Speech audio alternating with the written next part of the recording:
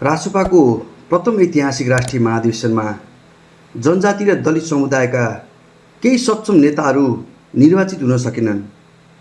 चुनाव हार्नु स्वाभाविक हो, तर त्यसपछि पार्टीले के गर्छ भन्ने कुरा अब अझै महत्त्वपूर्ण हुन्छ।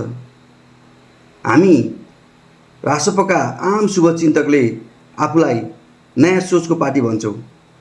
यदि नेतृत्वमा सबै समुदायको उचित प्रतिनिधित्व देखिएन भने जनताले पनि प्रश्न उठाउँछन्।